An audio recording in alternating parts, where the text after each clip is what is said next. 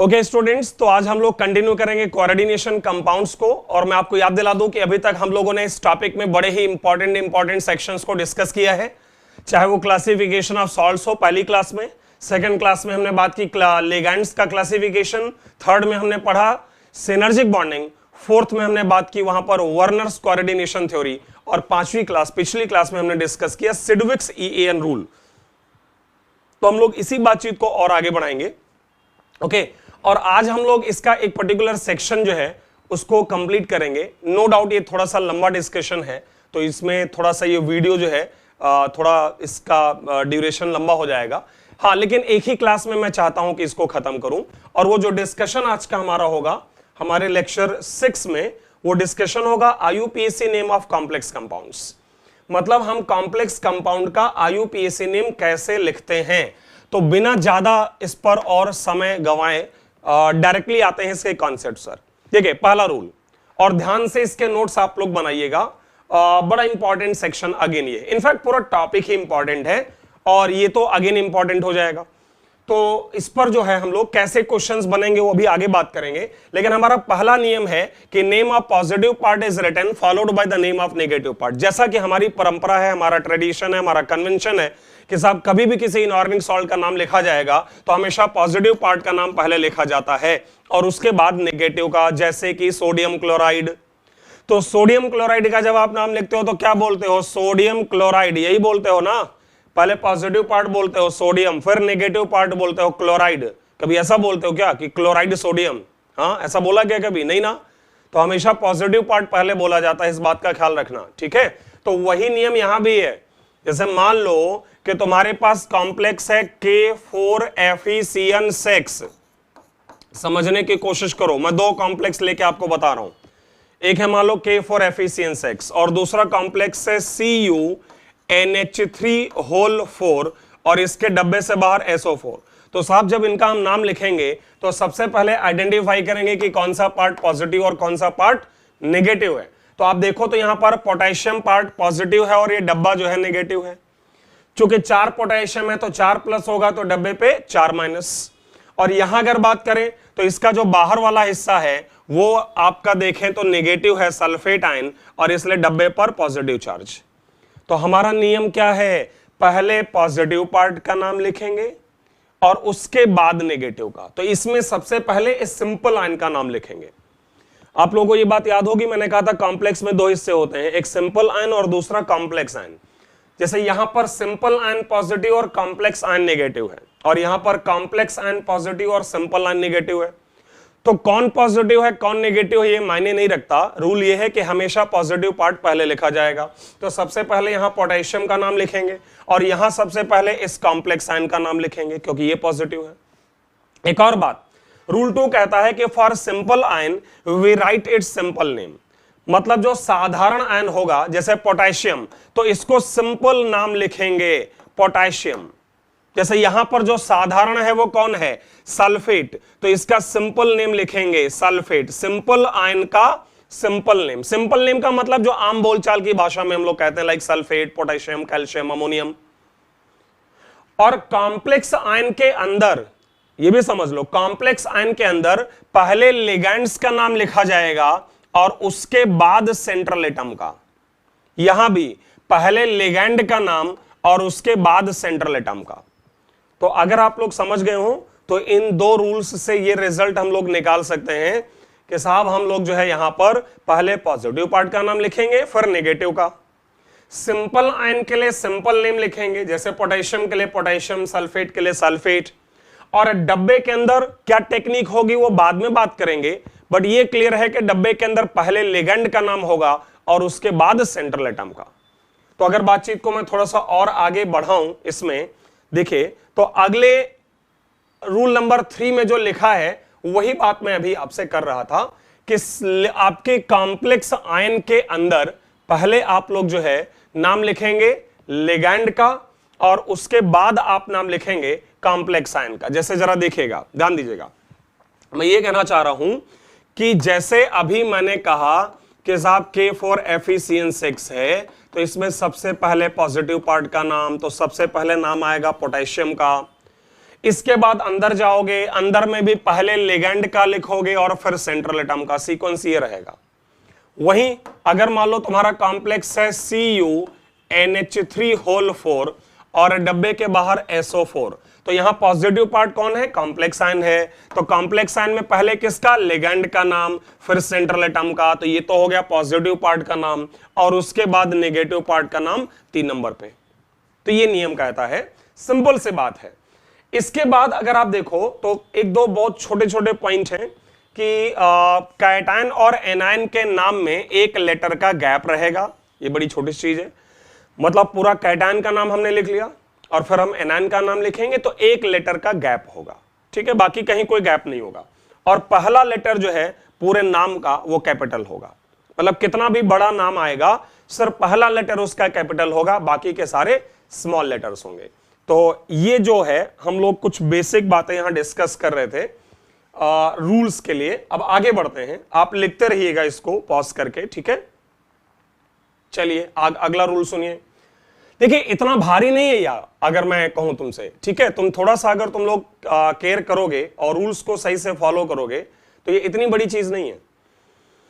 जैसे देखो क्या लिखा है, if complex ion is positive और neutral then simple name of central atom followed by primary valency in stock notation. मतलब जैसे मान लो अभी हम लोग कॉपर का एक कॉम्प्लेक्स लिख रहे थे CuNH3 और SO4, या मैं एक और एग्जांपल ले लेता हूं, यही निकल टेट्रा कार्बोनिल NiCO4, ठीक है।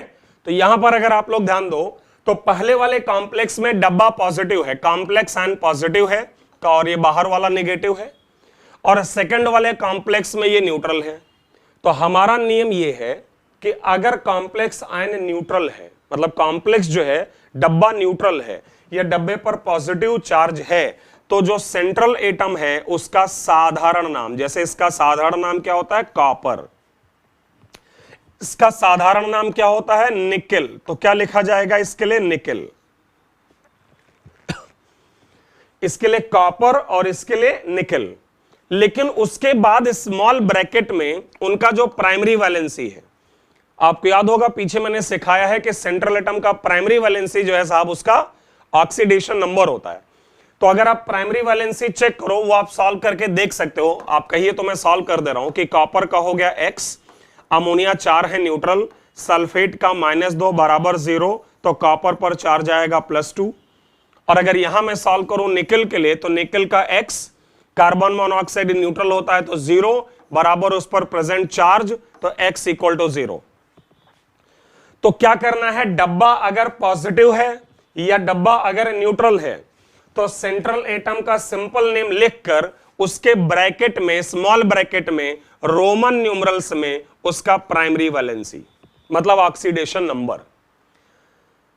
अगर वो पॉजिटिव में है तो ऐसे रोमन न्यूमरल्स में, नेगेटिव है, नेगेटिव भी हो सकता है, नेगेटिव होगा तो ऐसे लिख देते हैं, -2 होता मान लो तो या तो ऐसे लिख दो या 2 लिखकर उस पर एक बार लगा दो, मतलब नेगेटिव भी लिख सकते हो, माइनस लगा के रोमन न्यूमरल्स में या बार लगा दो, और अगर न्यूट्रल है तो 0 भी लिख सकते हो। तो नियम है कि सेंट्रल एटम का साधारण नाम followed by primary valency in stock notation. ये जो स्टॉक नोटेशन है इसका मतलब यही है कि छोटे ब्रैकेट में, स्मॉल ब्रैकेट में उसका प्राइमरी वैलेंसी जो है वो रोमन न्यूमरल्स में लिख दिया जाए।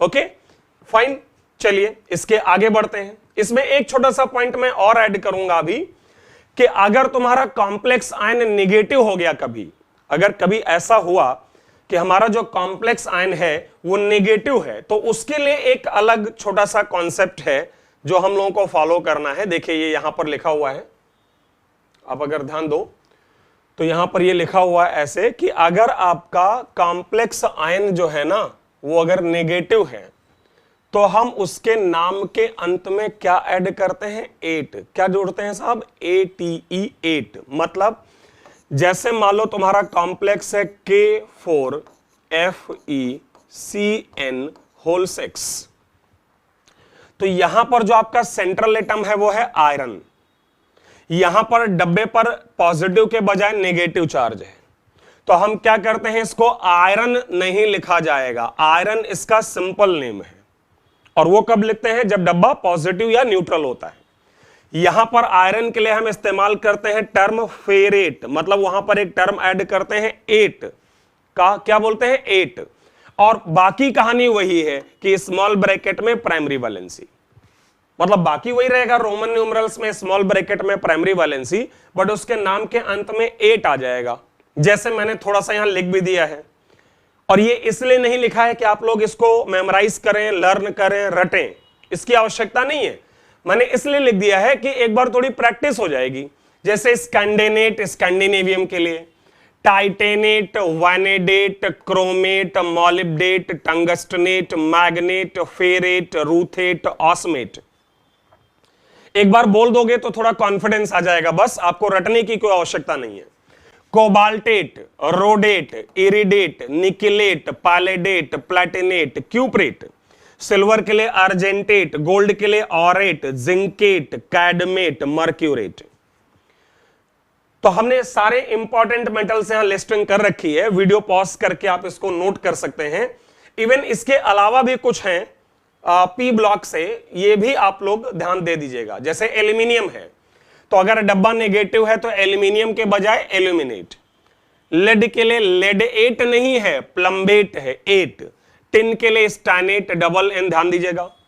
इसके बाद ब्रोमेट, बोरेट, बेरिलेट, बेरिलियम के लिए। तो एक बड़ा सिंपल सा रूल है, अगर मैं समराइज कर दूं, मैंने क्या बोला है कि अगर आपका सेंट्रल एटम जिसमें प्रेजेंट है कॉम्प्लेक्स वो नेगेटिव है, तो नेगेटिव कॉम्प्लेक्स के लिए जो कॉम्प्लेक्सेस हैं अगर वो नेगेटिव हैं, तो सिंपल से बात है कि आप सेंट्रल एटम के नाम के अंत में 8 अटैच करेंगे। क्या अटैच करेंगे? 8। भूलिएगा नहीं, बता दे रहा हूं, ठीक है? लास्ट में 8। और अगर डब्बा पॉजिटिव या न्यूट्रल है तो आप उसका साधारण नाम, जैसे आयरन, साधारण नाम आयरन, लेकिन जब 8 जोड़ेंगे तो फेरेट। कॉपर, साधारण नाम कॉपर, और 8 ऐड करने पर it will be cuprate. Mercury, mercurate. Gold, लेकिन 8 जोड़ते हैं तो गोल्डेट नहीं है, ऑरेट है। पीबी, लेड, लेकिन 8 जोड़ेंगे तो लेडेट नहीं है, प्लम्बेट है। तो वो लिस्ट एक बार आप पढ़ लोगे, आपको पता चल जाएगा, ठीक है? तो ये कहानी हो गई सेंट्रल एटम का नाम कैसे लिखेंगे, भूल मत जाइएगा। हमने अभी तक ये बात की है कि हमेशा हम पहले पॉजिटिव पार्ट का नाम लिखेंगे, फिर नेगेटिव का। फिर हमने बात की है सिंपल आयंस का सिंपल नेम, जो डब्बे से बाहर होते हैं, आयोनाइजेशन स्फीयर वाले। और कॉम्प्लेक्स आयन के अंदर पहले लिगैंड का नाम, फिर सेंट्रल एटम। सेंट्रल एटम का साधारण सिंपल नेम अगर डब्बा पॉजिटिव या न्यूट्रल है, और सेंट्रल एटम के नाम में 8 जोड़ें अगर डब्बा नेगेटिव है। और सारे के केस में उसका प्राइमरी वैलेंसी स्मॉल ब्रैकेट में, मतलब स्टॉक नोटेशन में जरूर लिखें। उम्मीद है कि यहां तक आपको क्लियर है, ध्यान देते रहिएगा। ओके, आगे बढ़ते हैं। अगला पॉइंट है रूल्स फॉर लिगैंड्स। अब पॉइंट आता है कि साहब लिगैंड्स का नाम कैसे लिखेंगे, मतलब लिगैंड भी तो बहुत सारे होते हैं ना, तो लिगैंड्स को कैसे वहां पर अरेंज करेंगे, किस तरह से उनका नाम लिखा जाएगा। तो देखिए, इसमें जो सबसे पहला नियम आपको उसने दे रखा है वो ये है कि different ligands are arranged in alphabetical order. ये तो बड़ी छोटी सी बात है कि मान लो क्लोरो एंड ब्रोमो दोनों है, जैसे ब्रोमाइड भी है और क्लोराइड भी है, ब्रोमो भी है और क्लोरो भी है, तो ऑब्वियसली पहले क्या लिखेंगे? ब्रोमो। बाद में क्या लिखेंगे? क्लोरो, क्योंकि अल्फाबेटिकली बी जो है वो सी से पहले आता है। तो ये तो एक साधारण सी सिंपल से बात हो गई। फिर number of ligands is written in terms of Greek numerals. ये ग्रीक न्यूमरल क्या है? ग्रीक न्यूमरल क्या है? 2 संख्या के लिए बाई या डाई, 3 के लिए ट्राई, 4 के लिए टेट्रा, 5 के लिए पेंटा। अगर 5 है इसी में तो 5 के लिए टर्म इस्तेमाल होगा पेंटा। अगर 6 है तो उसके लिए इस्तेमाल होगा हेक्सा। 7 है तो उसके लिए इस्तेमाल होगा हेप्टा या सेप्टा। ओके, और अगर 8 है तो उसके लिए इस्तेमाल होगा ऑक्टा। एंड डोंट वरी, 8 से ज्यादा आपको मिलने वाला नहीं है। तो अगर लिगैंड की संख्या, जैसे मान लो कभी जो है ब्रोमीन जो है उसकी संख्या 4 है, मतलब ब्रोमो लिगैंड है और वो 4 है, तो ग्रीक न्यूमरल में 4 के लिए क्या लिखोगे? टेट्रा, और ब्रोमीन के लिए क्या लिखोगे? ब्रोमो। तो लिखा जाएगा टेट्रा ब्रोमो। क्लियर हुई बात? तो पहली बात है लिगैंड्स को अल्फाबेटिकली अरेंज करें। दूसरा, लिगैंड्स को ग्रीक न्यूमरल्स में उनकी संख्या बताएं। लेकिन यहां एक और इंपॉर्टेंट चीज है, एक और बात जो आप लोगों को ध्यान देनी है वो ये है कि कई बार ऐसा होता है, समटाइम्स आप ऐसा फील करोगे, ठीक है, कई बार ऐसा मिलेगा कि आपका जो लिगेंड है ना साहब, उसमें ऑलरेडी ग्रीक न्यूमरल है। मैं आपको समझाता हूं, जैसे ध्यान दो, कंफ्यूज मत होना, एक छोटा सा और ठीक डिस्कशन है जिसकी आवश्यकता आपको बार बार जो है यहां पढ़ने वाली है, ठीक है।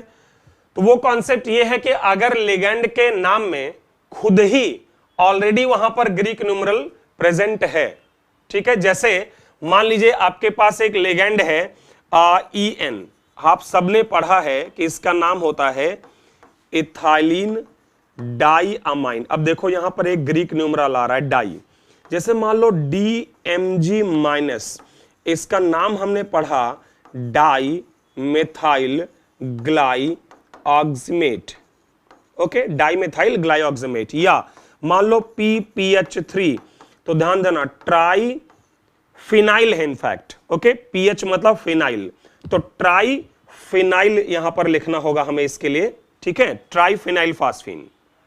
ध्यान देना PPH3 इसको कहते हैं ट्राई फिनाइल फास्फीन। तो इसको पहले मुझे यहां से हटाना होगा, ओके, और उसके बाद जो है 1 मिनट, कभी कभार ये रेस्पॉन्सिव कम हो जाता है।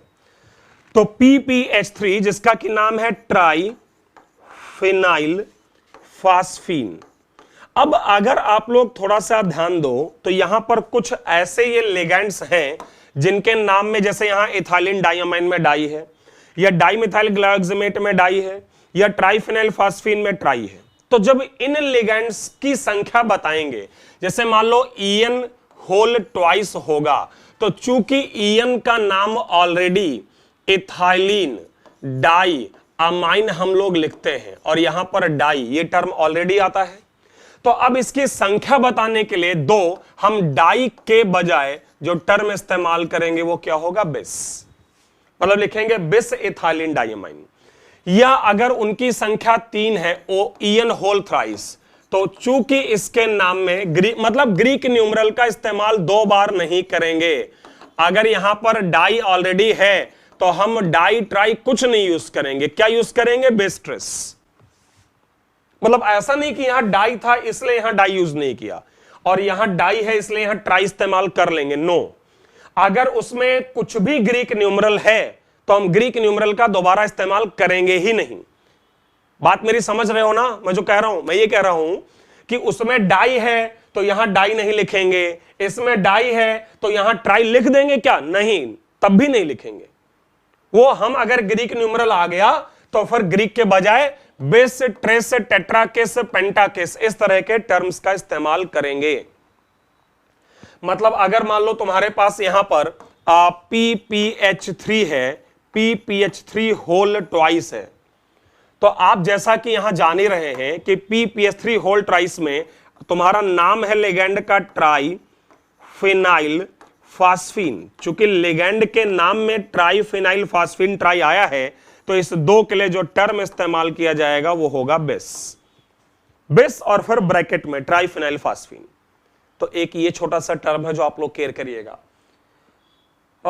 एक लाइन यहां पर लिखी है कि इन alphabetical order determination term representing number of ligands is not included. इस बात को मैं समझाता हूं, आप लोग पहले ये नोट करो, जो मैंने बोर्ड पर लिखा है इसको जल्दी से पॉज करके आप लोग नोट करें, ठीक है। तो ये वाला जो लाइन है येलो कलर में, इस लाइन को मैं आपको समझाने की कोशिश करता हूं कि इसका मतलब क्या है। समझो, जैसे मान लो तुम्हारे पास, देखेगा, जैसे मान लो तुम्हारे पास है PPH3 होल ट्वाइस, ओके, और EN होल थ्राइस। मान लेते हैं कहीं पर ये दोनों प्रेजेंट हैं और इनका अगर हमें अल्फाबेटिकल ऑर्डर बनाना है, तो देखो इसका नाम आएगा, 2 के लिए इस्तेमाल होगा बिस ब्रैकेट, और इसका नाम है ट्राई फिनाइल फास्फीन। थोड़ा आप लोग ध्यान से देखिएगा, ट्राई फिनाइल फास्फीन, और कितने हैं, 2, तो इसलिए बिस लिख दिया मैंने। अगर मैं इसकी बात करूं तो होल थ्राइस है तो इस्तेमाल होगा ट्रिस ब्रैकेट, और शायद शुरुआत होगी इथाइलिन से और लिखा जाएगा इथाइलिन डाइअमाइन। अब तुम लोग ध्यान देना, अगर इनमें मुझे अल्फाबेटिकल ऑर्डर डिसाइड करना है कि कौन पहले और कौन बाद में लिखा जाएगा, तो मैंने ये कहा है कि संख्या को रिप्रेजेंट करने वाले टर्म्स का इस्तेमाल आप अल्फाबेटिकल ऑर्डर के लिए नहीं करोगे। मतलब पहले बिस है कि ट्रिस है, अगर देखा जाए तो ऑब्वियसली पहले बिस का बी आएगा, अल्फाबेटिकली बी टी से पहले है। लेकिन रूल क्या है कि जो टर्म संख्या बताएंगे, नंबर ऑफ लिगेंड्स, उनका इस्तेमाल अल्फाबेटिकल ऑर्डर डिसाइड करने में नहीं होगा। तो अल्फाबेटिकल ऑर्डर कैसे डिसाइड होगा? इसका पहला टर्म लेटर लिया जाएगा ई और इसका पहला लिया जाएगा टी। अब ध्यान रखिएगा इस बात का, यहां अंदर में जो ट्राई लिखा है वो संख्या नहीं बता रहा है। अंदर का जो ट्राई है वो इस लिगेंड के नाम का ही हिस्सा है। भाई ये वाला ट्राई इसलिए है क्योंकि 3 फिनाइल हैं, तो इस ट्राई का जो टी है वो संख्या नहीं बता रहा लिगेंड्स की, वो लिगेंड के नाम का ही हिस्सा है। तो ऑब्वियसली पहले इथाइलिन डाइअमाइन आएगा और फिर ट्राइफिनाइल फास्फीन आएगा। तो उम्मीद है कि आप लोग ये तीसरा नियम समझ गए होंगे, इसको नोट कर लेना फटाफट, मैं आगे बढ़ रहा हूं, ठीक है। और अगला हमारा जो है यहां पर कॉन्सेप्ट वो है कि लिगेंड का नाम लिखते कैसे हैं। तो रूल क्या है? रूल ये है कि लिगेंड का जो नाम लिखा जाएगा वो उसके चार्ज के आधार पर लिखा जाएगा। मतलब बहुत सारे टाइप के लिगेंड होते हैं, कोई पॉजिटिव लिगेंड होता है, कोई नेगेटिव लिगेंड होता है। तो उनके लिगेंड जो है उनका जो नाम हम लिखेंगे वो चार्ज के आधार पर। जैसे पहला, अगर पॉजिटिव लिगेंड है तो उनके नाम के अंत में एक टर्म जोड़ेंगे ईएम, जैसे कि N2H5+ हाइड्राजीनियम। एक्चुअली ये आया है हाइड्राजाइन से, तो हाइड्राजाइन में हमने टर्म ऐड कर दिया ई हटा के ईएम। NO+ बेसिकली जो है NO+, उसको कहते हैं नाइट्रोसिल या कहते हैं नाइट्रोसो, तो उसमें ईएम जोड़ दें तो नाइट्रोसोनियम या नाइट्रोसिलियम। पॉजिटिव के लास्ट में क्या जोड़ेंगे? ईएम, तो NO+ को जो बोल दिया हमने नाइट्रोसोनियम या नाइट्रोसिल और उसमें ईएम नाइट्रोसिलियम। N2H5+ हाइड्राजीनियम। ओके, और भी हैं एग्जांपल्स, यहां पर नोट करते रहिएगा आप लोग। तो पॉजिटिव होगा तो लास्ट में ईएम। अगला है अगर वो न्यूट्रल लिगेंड होगा, न्यूट्रल लिगेंड का मतलब जैसे वाटर है, अमोनिया है, ईएन है, मतलब जिन पर कोई चार्ज नहीं है, तो नियम है कि सिंपल नाम लिखा जाएगा for neutral ligand except ammonia and water. Ammonia के लिए स्पेशली अमाइन और वाटर के लिए एक्वा, अगर इन दोनों को हटा दें, ये एक्सेप्शन है। बाकी सबका साधारण सिंपल नेम है जो मैं अभी आपको बता रहा हूं। पहले आपको एक छोटी सी बात ये बताता चलूं कि अमाइन में भूलिएगा मत डबल एम होता है, एक बार पूछा भी गया है। अमाइन जो नाम लिखा जाता है अमोनिया का उसमें डबल एम है। और बाकी सिंपल है EN, ethylene diamine, CO carbonyl, PS3 phosphine, जो भी सिंपल नेम है। PPS3 ट्राइफेनाइल phosphine, PME3 tri methyl, भाई 3 मिथाइल है ना, एमी मतलब क्या होता है? मिथाइल ग्रुप को लिखते हैं ऐसे शॉर्ट में एमी। Di methyl ether, di methyl sulphur आ गया इसलिए थायो ईथर, आपको पता होगा। ईथर में अगर O को S कर बना दें तो थायो ईथर हो जाता है। इथाइलिन, बेंजीन, पिरिडीन, तो ये सब कैसे हैं? इनके सिंपल नेम, तो ऐसा कुछ रटने की जरूरत नहीं है। मतलब क्या करना है, अमोनिया और वाटर ये एक्सेप्शन है, अमोनिया को अमाइन, वाटर को एक्वा, और बाकी सारे न्यूट्रल लिगेंड्स को हम उनका साधारण नाम देते हैं। फाइन, आगे बढ़ते हैं। अब बारी आती है फाइनली नेगेटिव लिगेंड की। इसको थोड़ा केयरफुली आप लोग ध्यान दीजिएगा। वैसे इतना कोई बहुत मुश्किल कॉन्सेप्ट नहीं है, हाँ, लेकिन फिर भी ध्यान रखिएगा कि देखो जो नेगेटिव लिगेंड है उनका अंत या तो आइड पर है या आइट पर है या एट पर है। जैसे for example Cl- chloride, SO3-2 sulphite, SO3-2 sulphite, SO4-2 sulphate. तो नियम कहता है IUPAC का ओल्ड कॉन्सेप्ट कि जैसे क्लोराइड आयन है, क्लोराइड समझेगा एग्जांपल, क्लोराइड, तो ओल्ड कॉन्सेप्ट है कि वहां पर आइड को हटा दो, आइड को हटा दो और उसकी जगह O जोड़ दो, तो क्या नाम आ जाएगा? क्लोरो। रूल पर ध्यान देना, छोटी सी ही चीज है। मतलब आइड को रिप्लेस करना है O से, तो क्लोराइड हो जाएगा क्लोरो। ऐसे ही आइट, अगर नाम था सल्फाइट, ओके, तो उसका कहना है कि आपको आइट में जो लास्ट में ई आता है उस ई को ओ में बदलना है, सल्फाइटो। और अगर मान लो वो 8 है जैसे कि सल्फेट, तो उसमें भी लास्ट में जो ई है उसको ओ से रिप्लेस करना है, तो हो जाएगा सल्फेटो।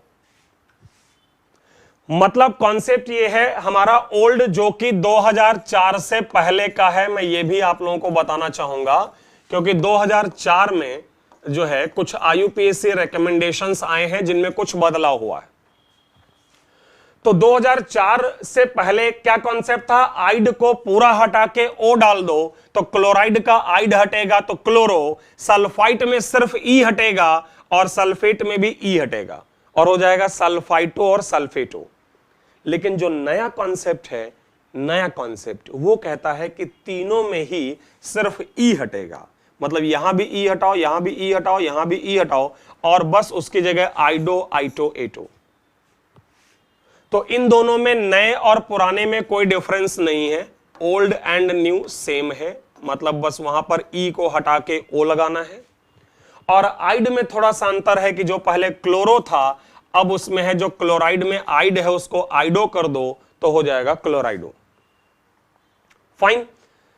अगर मैं कुछ एग्जांपल्स लेकर आपको समझाऊं, जैसे आइट जो है आइटो में जाएगा, ओल्ड हो चाहे न्यू हो। तो सल्फाइट है तो सल्फाइटो, नाइट्राइट है तो नाइट्राइटो, क्लोराइट से क्लोराइटो, हाइपोक्लोराइट से हाइपोक्लोराइटो और फास्फाइट से फास्फाइटो। मतलब जहां भी आइट आ रहा है वो आइटो कर दो।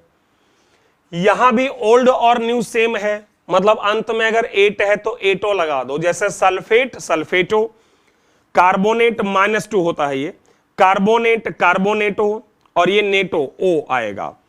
एसिटाइल एसिटोनेट होता है तो ई हटा के ओ कर दो, एसिटाइल एसिटोनेटो, ई हटा के ओ। सैलिसिलेटो ऑलरेडी यहां मैंने ओ कर रखा है। डाइमेथाइल ग्लाइऑक्सिमेट है तो ऑक्सिमेटो। तो क्या नियम बनता है कि आइट को आइटो में, एट को एटो में।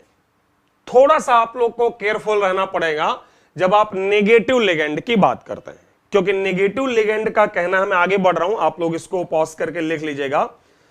क्योंकि नेगेटिव लिगेंड का यह कहना है कि साहब वहां पर कुछ बदलाव है ओल्ड और न्यू में।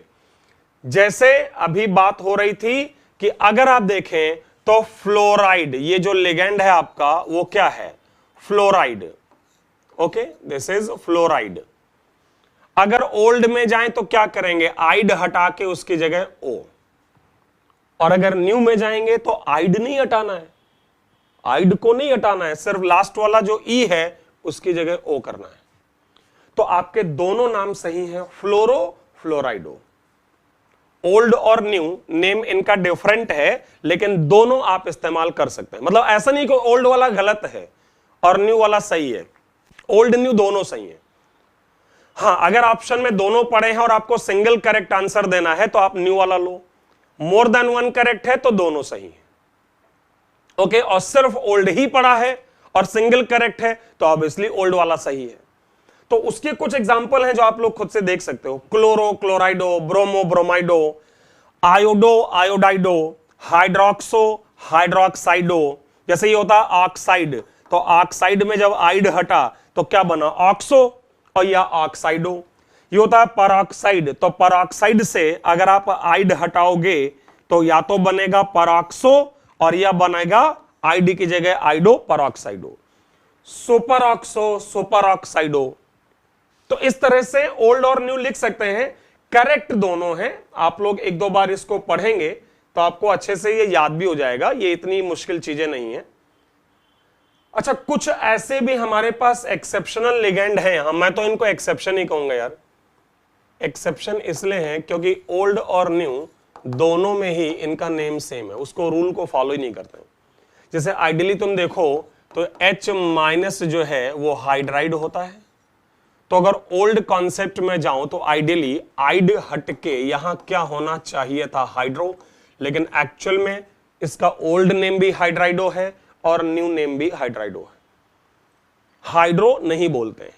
जैसे S-2 सल्फाइड, अब अगर ओल्ड में जाएं तो आइड को हटके आइडियली O आता और नाम होता सल्फो, लेकिन इसका ओल्ड भी सल्फाइडो और न्यू भी सल्फाइडो।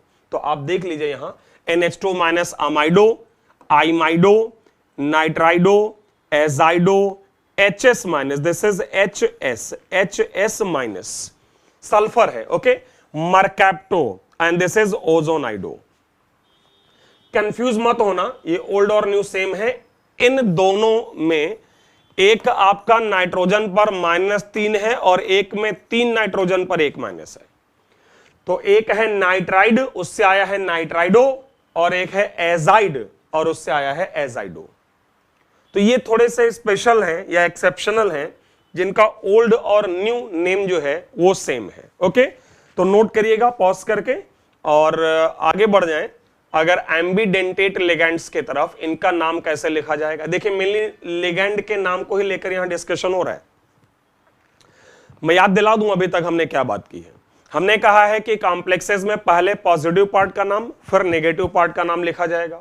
सिंपल आयन का सिंपल नेम, कॉम्प्लेक्स के अंदर पहले लिगेंड फिर सेंट्रल एटम, सेंट्रल एटम में सिंपल नेम लिखेंगे और उसका प्राइमरी वैलेंसी रोमन न्यूमरल में स्मॉल ब्रैकेट में, अगर डब्बा पॉजिटिव या न्यूट्रल है, और अगर नेगेटिव है तो उसके नाम के अंत में 8 जोड़ेंगे।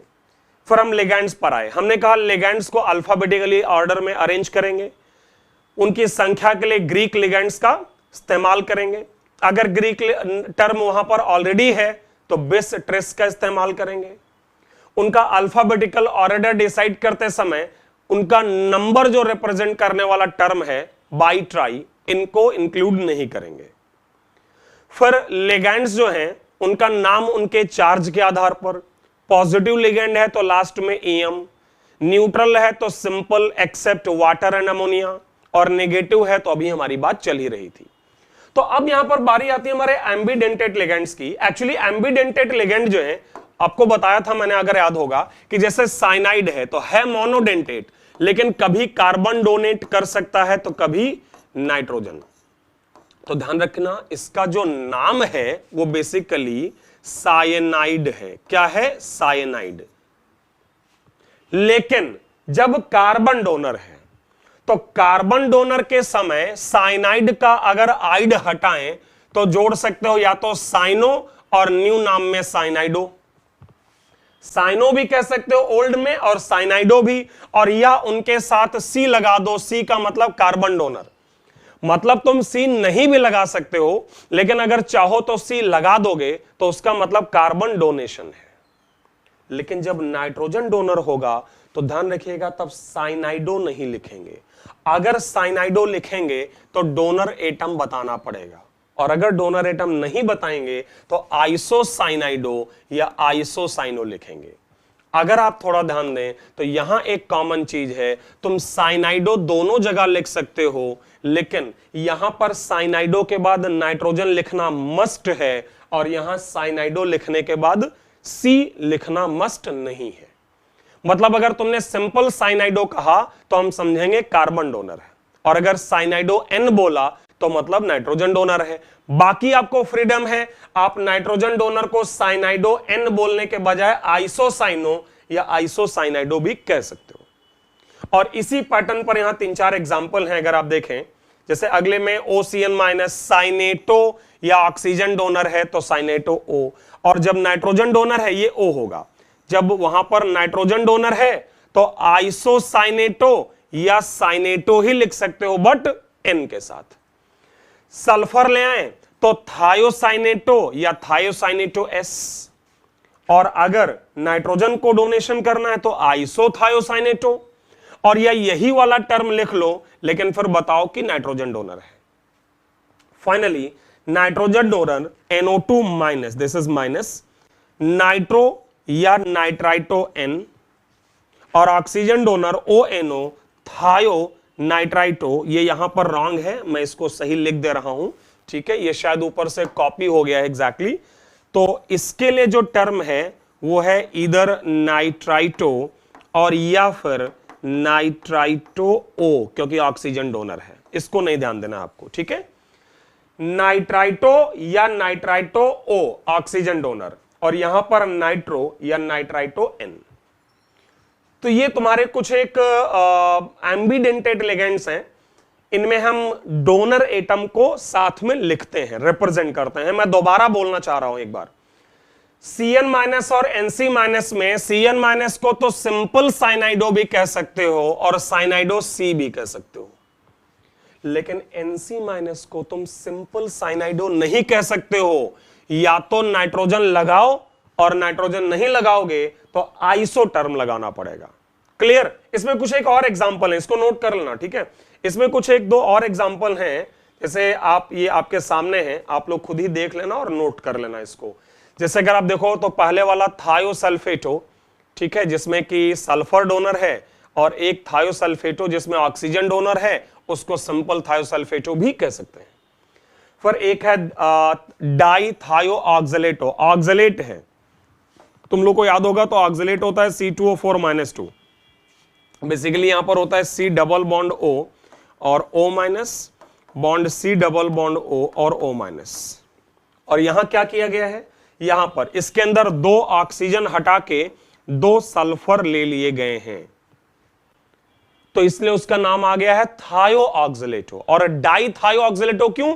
क्योंकि 2 ऑक्सीजन हटा के 2 सल्फर, तो O की जगह S डालने पर थायो आता है, तो अगर 2 O हटा के 2 S डालोगे तो डाई थायो। क्लियर? और एक में ऑक्सीजन ऑक्सीजन डोनर है O डैश, और एक में सल्फर सल्फर डोनर है, इसलिए SS डैश। तो ये अच्छा है, इनफैक्ट एडवांस लेवल पर अच्छे क्वेश्चंस बनाए जा सकते हैं। लास्ट में एक छोटा सा बस पॉइंट और फिर हम लोग बढ़ जाएंगे इसके आगे, ठीक है। यहां पर हमारे पास ऑर्गेनिक लिगेंड्स कुछ लिखे हैं, और एक बड़ा सिंपल सा रूल है जिसको आप फॉलो कर लो। For organic ligand, if donor is carbon then write simple name.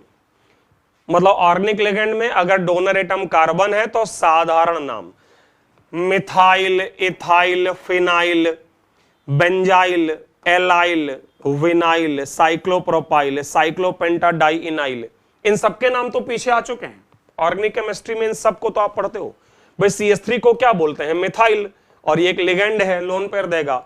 Ethyl C2H5-, तो बड़ा सिंपल नेम है इनका, मतलब कुछ नहीं करना है, जो साधारण नाम आप पढ़ते हैं ना ऑर्गेनिक केमिस्ट्री में, बस वही लिख देना है, ठीक है। लेकिन ध्यान रखना है कि डोनर एटम कार्बन होना चाहिए, और अगर वो पाई डोनर है, जैसे पीछे मैंने तुमको सिनर्जिक बॉन्डिंग में सिखाया था कि अगर हमारा लिगेंड जो है वो पाई डोनर है तो क्या करेंगे, तो ध्यान रखिएगा उसमें हेप्टासिटी को रिप्रेजेंट करो। जैसे बेंजीन, बेंजीन को हम बेंजीन ही लिखेंगे, लेकिन ईटा पावर 6, अब आपको याद होगा ईटा का मतलब पाई डोनेशन, और 6 का मतलब उसकी जो है हेप्टासिटी। हेप्टासिटी मतलब कितने एटम ने मिलकर लोन पेयर दिया। मैं आपको याद दिलाता हूं, बेंजीन में आप लोगों को याद होगा मैंने पढ़ाया था कि 3 पाई बॉन्ड होते हैं, ट्राइडेंटेट लिगेंड होता है, और टोटल ये 6 इलेक्ट्रॉन देता है। और कितने कार्बन मिलकर देते हैं? 6 कार्बन, तो ईटा पावर 6 देन C6H6। तो या तो ईटा पावर 6 लिख दो, और या हेक्सा हेप्टो मतलब 6 कार्बन, जैसे यहां ट्राई हेप्टो, ट्राई हेप्टो का मतलब 3 कार्बन ने मिलकर दिया, तो इसलिए उसका नाम क्या आ गया? ट्राई हेप्टो एलाइल, उसका नाम आ गया वहां पर ट्राई हेप्टो एलाइल। समझ आई बात? तो उसका नाम ट्राई हेप्टो एलाइल इसीलिए आया क्योंकि वहां पर जो 3 इलेक्ट्रॉन का मतलब जो इलेक्ट्रॉन्स का डोनेशन है, जैसे टोटल 4 इलेक्ट्रॉन का डोनेशन होता है एलाइल लिगेंड, आप चाहें तो पीछे की सिनर्जिक बॉन्डिंग वाली क्लास रिवाइज करके देख सकते हैं, तो वहां आप देखेंगे कि टोटल 3 कार्बन एटम्स ने मिलकर 4 इलेक्ट्रॉन दिया होता है। ओके, तो ये एक छोटा सा आप कॉन्सेप्ट फॉलो करेंगे, और अब इसके बाद हम लोग क्वेश्चंस पर आ जाते हैं इस एक छोटे से नोट के साथ, जो आप लोग पढ़ सकते हो कि इन लिगेंड्स के साथ हम बेस ट्रेस यूज कर सकते हैं जबकि इनमें ग्रीक टर्म नहीं है। जैसे ऑक्सलेट में कहीं ग्रीक टर्म नहीं है, बट फिर भी इसके साथ हम बेस ट्रेस का इस्तेमाल करेंगे। तो इतनी ये सारी बात जो मैं अभी तक आपको एक्सप्लेन कर रहा था, उन सबका ख्याल रखते हुए अब हम लोग फाइनली क्वेश्चंस पर पहुंचे हैं। मैं आपको याद दिला दूं, हमारा सबसे पहला रूल है कि पहले पॉजिटिव पार्ट का नाम, फिर उसके बाद नेगेटिव। तो इसमें पॉजिटिव कौन है? K4, और चूंकि सिंपल आयन का सिंपल नेम तो पोटेशियम, सबसे पहले मैंने क्या लिखा यहां पर? पोटेशियम। ध्यान रखिएगा वहां यह भी था कि पूरे नाम का जो पहला लेटर है वो कैपिटल होगा, बाकी सब स्मॉल होंगे। तो सबसे पहले P कैपिटल और उसके बाद पोटेशियम, फिर एक लेटर का गैप। अंदर में जाओगे तो पहले लिगेंड्स का नाम, कौन है लिगेंड? साइनाइडो। कितने हैं? 6। उसके लिए ग्रीक न्यूमरल्स, तो स्मॉल लेटर्स के साथ हेक्सा साइनाइडो। समझते रहिएगा। पहले पॉजिटिव पार्ट का नाम लिखा, वो है पोटेशियम, चूंकि वो सिंपल आयन है तो सिंपल नेम। इसके बाद अंदर गए, वहां पहले लिगेंड का नाम लिखा जाएगा, फिर सेंट्रल एटम। और लिगेंड कौन है? CN-, उसका नाम अभी हमने पढ़ा साइनाइडो या साइनाइडो सी। और 6 के लिए ग्रीक न्यूमरल है हेक्सा, इसलिए मैंने लिखा हेक्सा साइनाइडो। सेंट्रल एटम आयरन है, चूंकि आपका कॉम्प्लेक्स नेगेटिव है इसलिए 8। भाई अगर आप ध्यान दोगे तो इस डब्बे पर नेगेटिव चार्ज है ना, तो उसके नाम में 8 and followed by its primary valency in Roman numerals, इसलिए पूरा नाम हो गया पोटेशियम हेक्सा साइनाइडो फेरेट सेकंड। एक एग्जांपल और फिर आप लोग ट्राई करो, जैसे यहां पर। अच्छा, इसमें कोई दूसरा पार्ट है ही नहीं, मतलब इसके डब्बे के बाहर कुछ है ही नहीं, और डब्बे में पहले लिगेंड फिर सेंट्रल एटम। लिगेंड है CO, 4 है, कैपिटल लेटर टेट्रा से शुरुआत होगी और उसका नाम है कार्बोनिल, क्योंकि न्यूट्रल लिगेंड का साधारण नाम, और साधारण नाम CO का होता है कार्बोनिल, तो आ गया टेट्रा कार्बोनिल। क्योंकि डब्बे पर कोई चार्ज नहीं है तो सिंपल निकिल। भाई यहां पर 0 चार्ज है ना, तो उसका साधारण नाम निकिल, और उसके बाद उसका primary valency in small bracket, तो नाम आ गया टेट्रा कार्बोनिल निकल 0। ये वाला दिखेगा, ये एक पॉजिटिव चार्ज यहां रखा है। अच्छा, लिगेंड्स में पहले इथाइलिन डायमाइन और क्लोराइड में शायद पहले क्लोराइड लिखा जाएगा, क्योंकि अल्फाबेटिकली पहले आता है। भाई क्लोराइडो पहले आएगा C, क्लोराइडो का C, और इथाइलिन डायमाइन का E, तो अल्फाबेटिकली C पहले आया। और चूंकि संख्या 2 है तो शुरुआत करेंगे आपके ग्रीक न्यूमरल डाई से, और नाम आएगा डाई क्लोराइडो। इसके बाद बिस। क्यों बिस आ गया? क्योंकि इथाइलिन डायमाइन में ऑलरेडी ग्रीक न्यूमरल है जो अभी हमने बात की थी, डाई। तो डाई क्लोराइडो 2 क्लोरीन के लिए, इसके बाद बिस इस 2 के लिए, ब्रैकेट के अंदर आएगा इथाइलिन डाई अमाइन, ब्रैकेट बंद। सेंट्रल एटम क्रोमियम, चूंकि डब्बा पॉजिटिव है इसलिए सिंपल लिखा जाएगा क्रोमियम, और ब्रैकेट में इसका रोमन न्यूमरल्स में प्राइमरी वैलेंसी। मैंने क्रोमेट नहीं लिखा है, ध्यान देना, क्रोमियम लिखा है। क्यों? क्योंकि डब्बा पॉजिटिव है।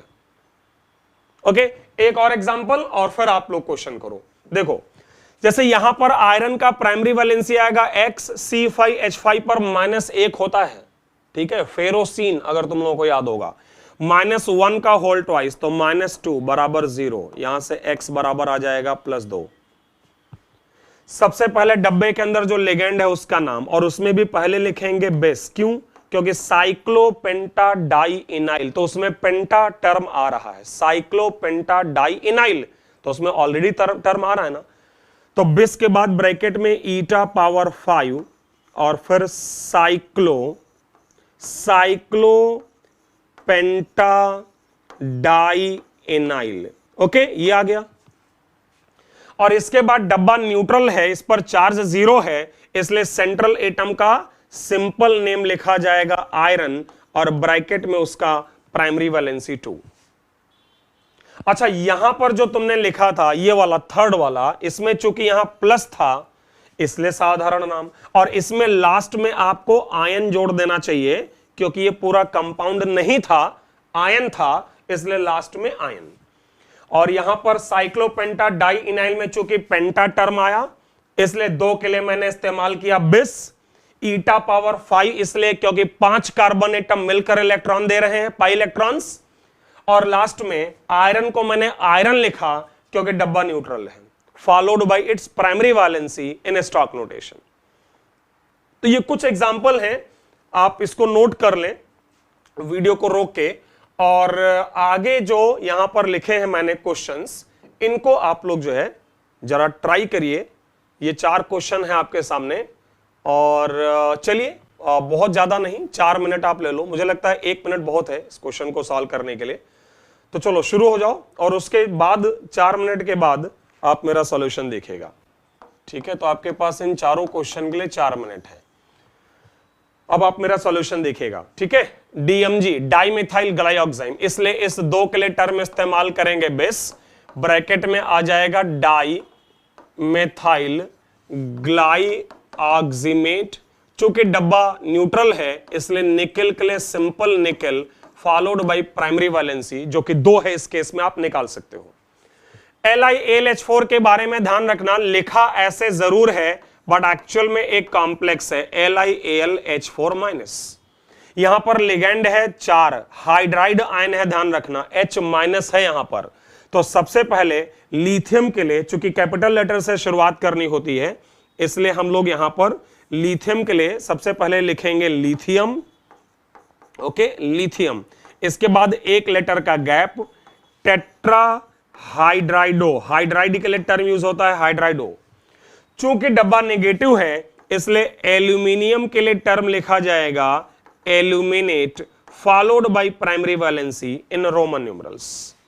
और इसी कॉन्सेप्ट पर आप इसको भी लिख सकते हो KAuCl4 को सबसे पहले पॉजिटिव पार्ट पोटेशियम, एक लेटर का गैप दे दो, क्लोराइड के लिए टर्म इस्तेमाल होगा, 4 हैं तो टेट्रा, और क्लोराइड को हम लिखते हैं क्लोराइडो। सो पोटेशियम टेट्रा क्लोराइडो, क्लियर। और गोल्ड के लिए चूंकि डब्बा यहां नेगेटिव है तो अभी बात हुई है, गोल्ड के लिए टर्म आता है ऑरेट।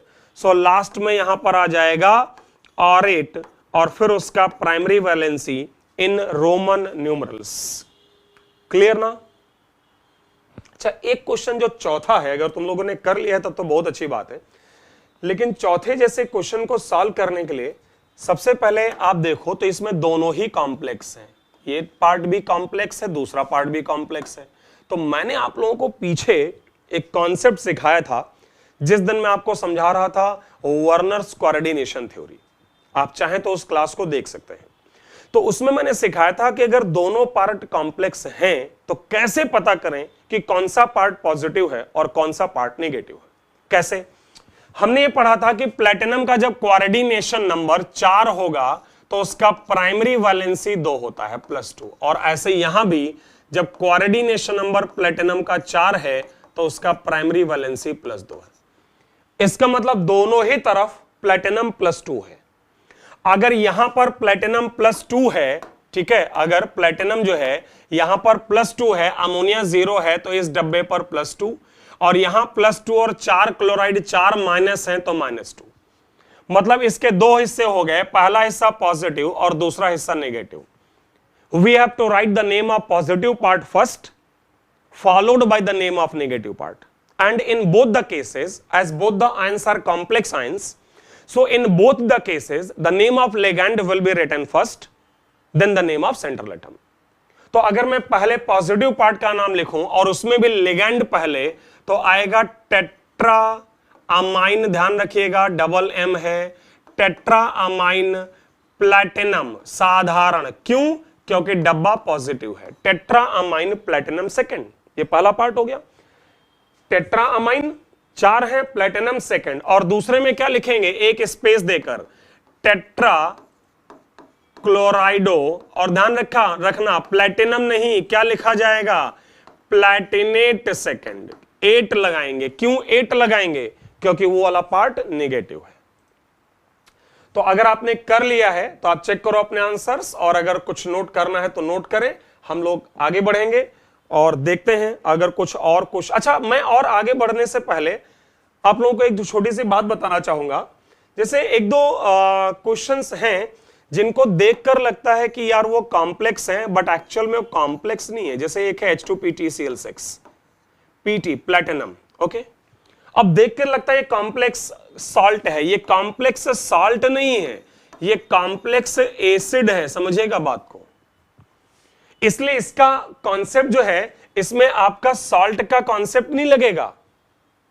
आप इसको ऐसे लिखोगे, हेक्सा क्लोरो क्लोराइडो या क्लोरो कोई भी लिख सकते हो, हेक्सा क्लोरो प्लैटिनिक और एसिड, क्योंकि H+ है उसके पास।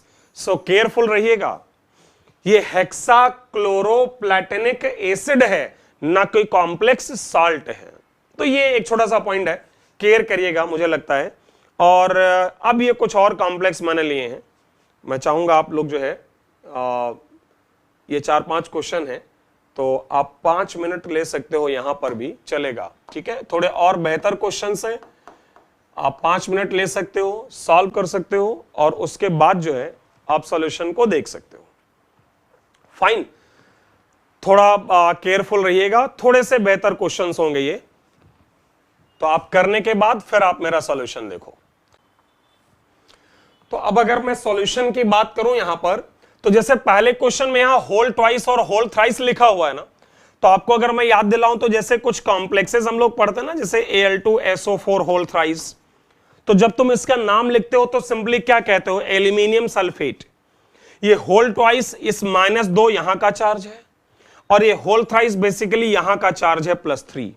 तो जब नाम लिखा जाता है तो ये होल एक्स या होल वाई, एक्स और वाई नहीं आता है।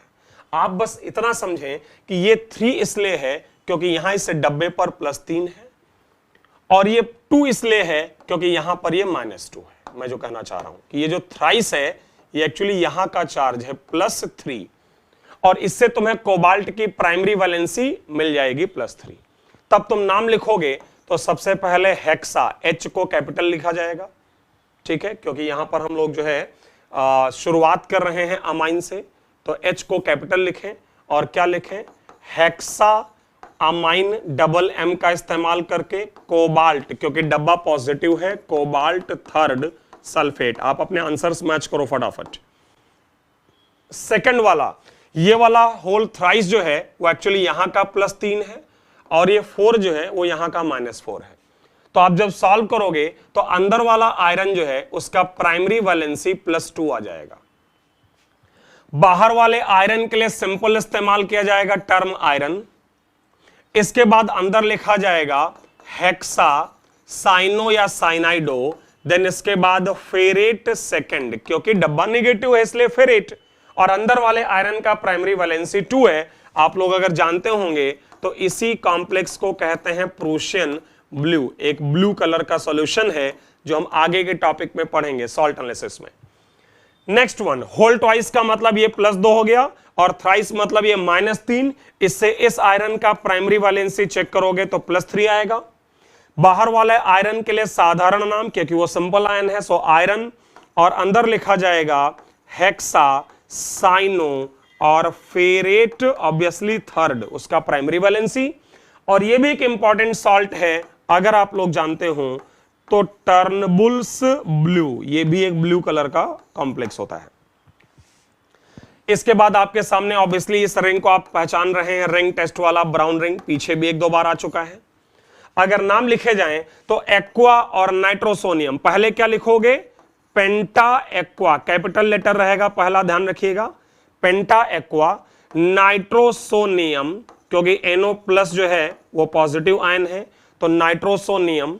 इसके बाद फेरेट के बजाय क्या लिखा जाएगा, iron, simple iron, primary valency 1 और लास्ट में सल्फेट। मैचिंग करो फटाफट अपने आंसर्स की, अपने आंसर्स की मैचिंग करिए। ये भी पीछे पढ़ा चुका हूं, सोडियम नाइट्रोप्रोसाइड, जिसका इस्तेमाल सल्फाइड आयन के डिटेक्शन में होता है लैब में, आगे पढ़ा जाएगा सॉल्ट एनालिसिस में। नाम रहेगा सबसे पहले सोडियम कैपिटल लेटर के साथ पॉजिटिव पार्ट, और अंदर जाएंगे तो साइनाइडो और नाइट्रोसोनियम में, साइनाइडो और नाइट्रोसोनियम में अल्फाबेटिकली साइनाइडो आएगा। और चूंकि संख्या 5 है इसलिए पेंटासाइनो या साइनाइडो जो भी लिखें। इसके बाद नाइट्रोसोनियम, देन उसकी प्राइमरी वैलेंसी सिंपल है, अब इस बार फेरेट लिखा जाएगा क्योंकि डब्बा नेगेटिव है, फेरेट और primary valency 2। So sodium, pentacyano, nitrosonium, ferrate second. अपने आंसर्स अपने मैच करिएगा।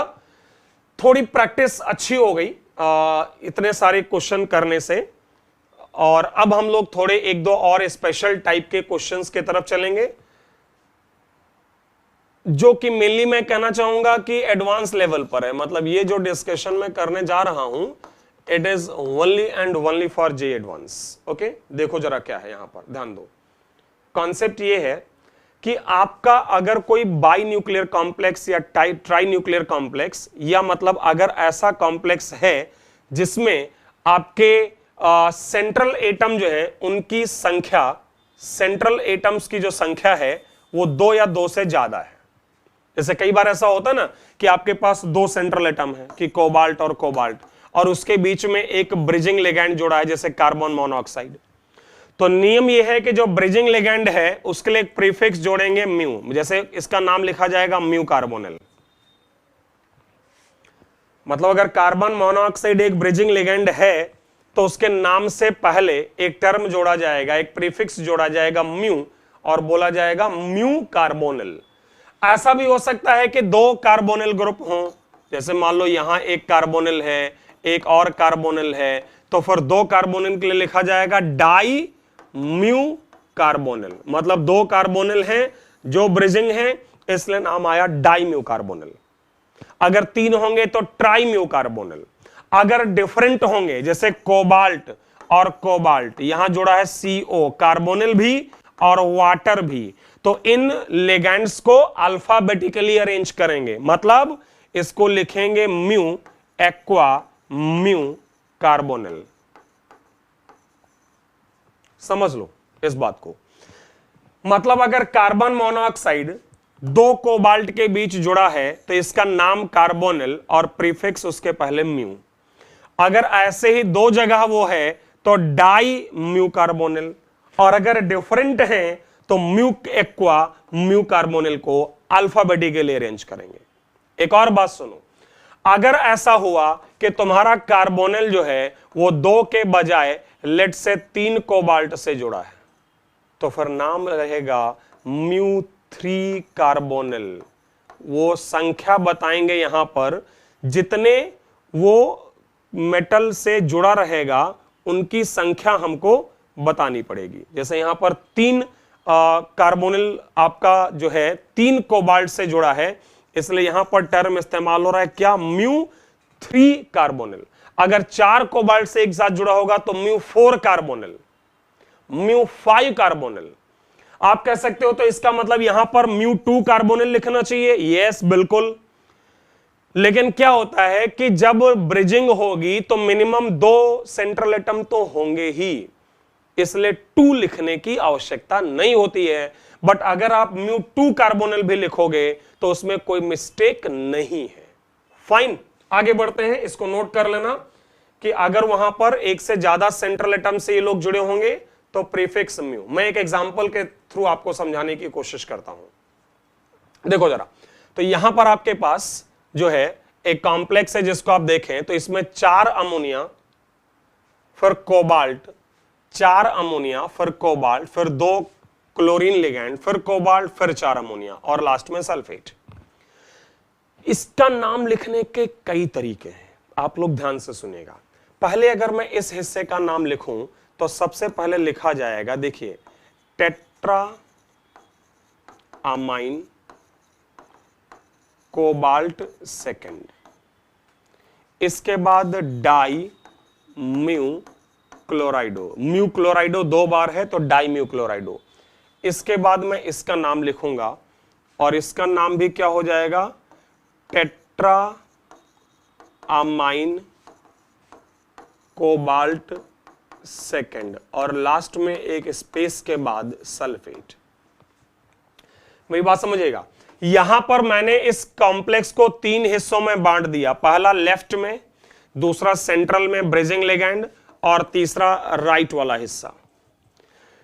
ऐसा करते समय यहां पर अल्फाबेटिकल ऑर्डर को फॉलो करना जरूरी नहीं है। मतलब ऐसा बिल्कुल जरूरी नहीं है कि क्लोराइडो को पहले ही लिखा जाए। मतलब सिंपल सा, ब्रिजिंग लिगैंड के लेफ्ट वाला पहले, फिर ब्रिजिंग लिगैंड, फिर राइट वाला हिस्सा, और लास्ट में सिंपल। लेकिन अगर आप चाहें तो एक और मेथड है, समझिए, एक और मेथड ये है कि ब्रिजिंग लिगैंड्स को सबसे पहले लिख लो, तो di mu chlorido irrespective of alphabetical order. मैं जो बताना चाह रहा हूं सुन रहिएगा, सबसे पहले ब्रिजिंग लिगैंड, इसके बाद चूंकि ये दोनों हिस्से आइडेंटिकल हैं, सेम हैं, एक ही हैं, तो आप लिख दो बिस और बिस के बाद ब्रैकेट में लिख दो टेट्रा अमाइन कोबाल्ट सेकेंड और लास्ट में सल्फेट। अब ध्यान रखना यहां पर मैंने बिस के बाद सिर्फ एक बार इसको लिखा है क्योंकि ये जो है लेफ्ट और राइट में सेम है, तो बिस और इसके बाद इन दोनों में से एक बार लिख दो। चूंकि क्लोराइडो भी दो हैं तो आप नाम की शुरुआत मतलब और करके मैं लिख रहा हूं एक और तरीका, नाम की शुरुआत आप करो बिस से। मतलब आप क्या करो यहां पर कि आपका जो क्लोराइड है उसको भी अंदर ले जाओ, तो शुरुआत होगी बिस, अंदर में म्यू क्लोराइडो। अब देखिए म्यू क्लोराइडो अगर अंदर चला गया और बाहर बिस लिखा है तो अंडरस्टूड है कि इसको दो बार काउंट कर लिया गया, तो इसका भी पार्ट हमने अंदर कर दिया बिस म्यू क्लोराइडो, फिर इसके बाद टेट्रा अमाइन कोबाल्ट सेकेंड और लास्ट में सल्फेट। और ये तुम इतना इसलिए कर पाए हो, मतलब ऐसा मत समझिएगा कि इस तरह के कॉम्प्लेक्स के ये वाले नाम हमेशा आएंगे, वो इसलिए आया है क्योंकि ये वाला हिस्सा और ये वाला हिस्सा आइडेंटिकल था और दोनों ब्रिजिंग लिगैंड भी सेम थे, इसलिए एक बार तो हमने सबको अलग अलग कर दिया, पहले लेफ्ट वाला फिर ब्रिजिंग फिर राइट वाला, फिर हमने ब्रिजिंग बाहर कर लिए और इन दोनों में से एक बार लिखकर बिस लगाया, फिर मैंने ब्रिजिंग को भी बिस के अंदर कर दिया। लेकिन अगर सिमेट्री नहीं हुई तो आप ऐसा नहीं कर पाओगे। मैं दिखाता हूं, आप पॉज करके इसको नोट कर लीजिएगा, ठीक है। मैं आपको यहां पर दिखाता हूं कि अगर सिमेट्री नहीं हुई तो क्या करेंगे। जैसे मान लो यहां पर सिमेट्री है बट उतनी नहीं है जितना हम पिछले केस में ऑब्जर्व कर रहे थे।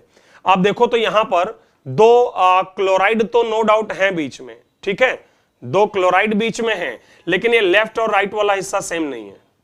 तो पहला तरीका इसका नाम क्या हो सकता है, पहले लेफ्ट वाले का नाम लिखो टेट्रा, मैं लिख दे रहा हूं टेट्रा अमाइन कोबाल्ट, इसका प्राइमरी वाले से सेकेंड, फिर डाई म्यू क्लोराइडो, फिर इसके बाद राइट वाला टेट्रा। ध्यान रखिएगा हमेशा लिगैंड पहले लिखा जाता है, टेट्रा एक्वा कोबाल्ट इसलिए क्योंकि डब्बा पॉजिटिव है, और लास्ट में सल्फेट। आप ऐसे तो लिख सकते हैं नो डाउट, लेकिन आप ये फिर अब नहीं कर पाओगे कि इसको बाहर कर दें और इनमें से एक बार लिखकर उसके आगे बिस लगा दें, क्योंकि अब आपका लेफ्ट वाला पोर्शन और राइट वाला पोर्शन आइडेंटिकल नहीं है। तो अब आप डाइम्यू क्लोराइडो को आगे लाके इनमें से किसी एक को एक बार लिख के बिस लगाएं, इट इज नॉट पॉसिबल, क्योंकि लेफ्ट में लिगैंड्स अमोनिया है और राइट में लिगैंड वाटर है। तो ये बड़े अच्छे क्वेश्चंस हैं, अच्छे और हायर लेवल के, ठीक है, जो आपके मेनली जैसा कि मैंने अभी बोला ही कि एडवांस में ही आता है। जैसे एक क्वेश्चन मैं दिखा रहा हूं आपको, ये इनफैक्ट काफी हैवी क्वेश्चन है और मुझे नहीं लगता कि इस क्वेश्चन की आपको एडवांस लेवल पर भी जरूरत पड़ेगी, क्योंकि आप लिख ही नहीं पाओगे जब तक स्ट्रक्चर नहीं बना पाओगे। मैं क्लियर कर दूं आप लोगों को, जैसे अगर आपके माइंड में लग रहा होगा कि ना कुछ भी आएगा आप कर लोगे, तो ऐसा संभव नहीं है, क्योंकि अगर उसने पॉलीन्यूक्लियर कॉम्प्लेक्स जिसमें सेंट्रल एटम 2 से ज्यादा हैं आपको स्ट्रक्चर नहीं देगा तो आपको पता ही नहीं है कि कौन सा लिगेंड कैसे जुड़ा है, और उसको पढ़ने का कोई तरीका भी नहीं और 12th में पढ़ना भी नहीं है। जैसे यही है ना, अब इसका नाम कैसे लिखें जब तक कि हमें इसका स्ट्रक्चर ना पता हो। हालांकि बेरिलियम का अगर प्राइमरी वैलेंसी में निकालो तो 4x, ऑक्सीजन -2, 6 एसीटेट -6 बराबर 0, तो x बराबर +2। और अगर मैं इसका स्ट्रक्चर आपके लिए बनाऊं तो एक देखिए ऑक्साइडो या ऑक्सो लिगेंड है यहां, और एसीटेट आयन 6 हैं, तो ये एसीटेटो है। और अगर मैं इसका स्ट्रक्चर आपके लिए बनाऊं तो जरा ध्यान दीजिएगा, सबसे पहले यहां पर 4 बेरिलियम मैं दिखा रहा हूं आपको, 1, 2, 3 एंड 4, और ये सारे बेरिलियम +2 हैं। ओके, ये सारे बेरिलियम +2 हैं।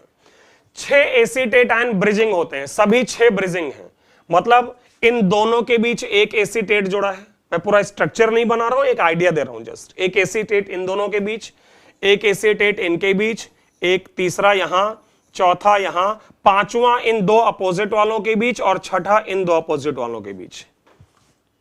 और इसके बाद जो बचता है तुम्हारा ऑक्साइडो, वो O-2 जो है वो इन चारों से ब्रिज्ड होता है, मतलब एक साथ इन चारों से जुड़ता है। अब अगर मैं नाम लिखूं तो देखो यहां पर है हेक्सा, देखो हेक्सा म्यू एसीटेटो, जो एसीटेटो है ब्रिजिंग वो म्यू एसीटेटो है और 6 बार है। लेकिन ऑक्सीजन एक ही बार है तो लिखा उसको ऑक्साइडो एक ही बार जाएगा, लेकिन म्यू 4 ऑक्साइडो लिखा जाएगा। क्यों म्यू 4 ऑक्साइडो लिखा जाएगा? क्योंकि अकेला ऑक्साइड आयन चारों सेंट्रल एटम से जुड़ा है और लास्ट में 4 आपके बेरिलियम है, तो टेट्रा बेरिलियम और ऑब्वियसली उसका प्राइमरी वैलेंसी सेकंड। तो इस लेवल का क्वेश्चन भी हम कर सकते हैं, लेकिन इस क्वेश्चन को करने के लिए स्ट्रक्चर चाहिए, उतनी नॉलेज चाहिए हमको, और मुझे नहीं लगता कि आपके एडवांस लेवल तक भी इसकी आवश्यकता आपको पड़ेगी। बाकी आप इसको नोट कर लीजिएगा, क्योंकि अब मैं आपको फाइनली एंड करूंगा इस डिस्कशन को इस एक छोटे से लास्ट कॉन्सेप्ट के साथ, कि अगर कभी इसका उल्टा क्वेश्चन दिया हो कि साहब आईयूपीएसी नेम दिया है, उसका फार्मूला लिखना है। जैसे अभी तक हम क्या बात कर रहे थे कि कॉम्प्लेक्स का फार्मूला दिया है और उसका आईयूपीएसी नेम लिखना है। अब हम बात करना चाहते हैं कि साहब अगर हमको नाम दिया है, फार्मूला बनाना है। जैसे मैंने एक नाम लिया हुआ है, अब आप उसके नाम को देख के डर मत जाइएगा, ठीक है, क्योंकि बहुत बड़ा मैंने एक नाम लिख दिया है, लेकिन एक सिंबल से बात है। Amido, amine, aqua, ब्रोमाइडो, क्लोराइडो, nitrosonium, cobalt third chloride. तो सुन के तो ये बहुत भारी लगेगा, लेकिन ऐसा कुछ है नहीं, सिंपल से बात है यार। लिगेंड्स को अल्फाबेटिकली अरेंज किया गया है। जैसे अमाइडो मतलब NH2 माइनस, अमाइन मतलब अमोनिया, एक्वा मतलब water, ब्रोमाइडो Br minus, क्लोराइडो Cl minus, nitrosonium NO plus, cobalt +3, last में क्लोराइड। अब अगर मुझे इसका यहां पर ओल्ड कन्वेंशन के हिसाब से, जो 2004 के पहले मैं बात कर रहा था, तो ओल्ड कन्वेंशन है कि मेटल के बाद पहले नेगेटिव लिगेंड, फिर न्यूट्रल लिगेंड, फिर पॉजिटिव लिगेंड और इसके बाहर काउंटर आयन, मतलब जो भी दूसरा वाला पॉजिटिव नेगेटिव आयन होगा। इस आधार पर अगर जाएं तो इसका नाम फार्मूला बनाते समय सबसे पहले कोबाल्ट आएगा, फिर आएंगे नेगेटिव लिगेंड। लेकिन नेगेटिव लिगेंड भी अगर आप ध्यान दोगे तो 3 है, ब्रोमाइड, क्लोराइड और अमाइड। तो रूल है कि फिर इनको अल्फाबेटिकल ऑर्डर में ले लो। तो सबसे पहले अमाइड NH2, इसके बाद ब्रोमाइड Br, इसके बाद क्लोराइड। इसके बाद किसको लाना है? Neutral ligand. ये भी 2 हैं, अमोनिया और वाटर। अल्फाबेटिकली लें तो पहले आ गया अमोनिया और उसके बाद आ गया water, aqua, and then positive ligand जो आपके पास है NO और डब्बा बंद और डब्बे के बाहर क्लोराइड। अच्छा, अब यहां पर एक क्वेश्चन और एराइज होता है कि बाहर जो क्लोराइड है वो 1 होगा कि 2 होगा कि 3 होगा, क्योंकि बाहर क्लोराइड कितना भी हो लिखा क्लोराइड ही जाएगा। तो इस क्लोराइड से ये क्लियर नहीं है कि बाहर कितने क्लोरीन है। तो हम चार्ज बैलेंसिंग से कर लेंगे कि कोबाल्ट पर +3 है, यहां -1 -1 0 0 +1। तो अगर यहां -1 हो तो बैलेंस हो रहा है कि नहीं हो रहा है, और अगर नहीं होगा तो हम क्लोराइड आयंस की संख्या बदल लेंगे। लेकिन फिलहाल अगर आप देखो तो 3 नेगेटिव है, देखा आपको 3 नेगेटिव और पॉजिटिव चार्ज है। 3 पॉजिटिव यहां है और 1 पॉजिटिव यहां, 4 पॉजिटिव है और नेगेटिव भी 4 ही है, 1 2 3 एंड 4। तो चार्ज बैलेंस्ड है, नहीं होता तो क्लोरीन एटम की संख्या बदल लेते। तो एक सिंपल सा कॉन्सेप्ट, पहले नेगेटिव लिगेंड, फिर न्यूट्रल, फिर पॉजिटिव। अगर नेगेटिव कहीं है तो अल्फाबेटिकल, न्यूट्रल कहीं है तो अल्फाबेटिकल। ये ओल्ड कॉन्सेप्ट है, लेकिन जो नया कॉन्सेप्ट है वो और भी आसान है। नया कॉन्सेप्ट है alphabetical order of ligands irrespective of charge. मतलब बात ही खत्म हो गई साहब, मतलब यहां कहानी ही खत्म हो गई कि पहले नेगेटिव लिगेंड लेंगे कि पॉजिटिव लेंगे। वो कहता है कुछ भी चार्ज हो, सिर्फ लिगेंड्स को अल्फाबेटिकली अरेंज कर दो। उस आधार पर जाएं तो सबसे पहले कोबाल्ट, अल्फाबेटिकली सबसे पहले आएगा अमाइड, देन आएगा उसके बाद अमाइन आपका NH3, इसके बाद एक्वा, वाटर, फिर ब्रोमाइडो। मतलब अल्फाबेटिकल ऑर्डर लिगेंड्स का लिख देना है, चार्ज कुछ भी हो। तो ये तो और आसान हो गया। बट एक आप लोगों को वार्निंग जरूर दे दूंगा, ऐसा मत सोचिएगा कि यहां जो नाम आपको दिया होगा वो अल्फाबेटिकल ऑर्डर में ही दिया होगा। हो सकता है आपको IUPAC नेम गलत दिया हो, लेकिन स्ट्रक्चर हम सही बना सकते हैं। जैसे अगर मैं अमाइडो बाद में और अमाइन पहले लिखता तो वो नाम अल्फाबेटिकली सही नहीं है, लेकिन जब फार्मूला बनाओगे तो अल्फाबेटिकल ऑर्डर में ही लिखना, इसलिए ये मिस्टेक आप नहीं करना। तो ये बहुत सारी आज हम लोगों ने बात कर ली, एक लंबा डिस्कशन था और एग्जॉस्टिव था इनफैक्ट, क्योंकि बहुत सारी चीजें आपको रटनी है, मेमोराइज भी करनी है, लर्न करना है रूल्स को, उसके बाद ही आप कर पाओगे।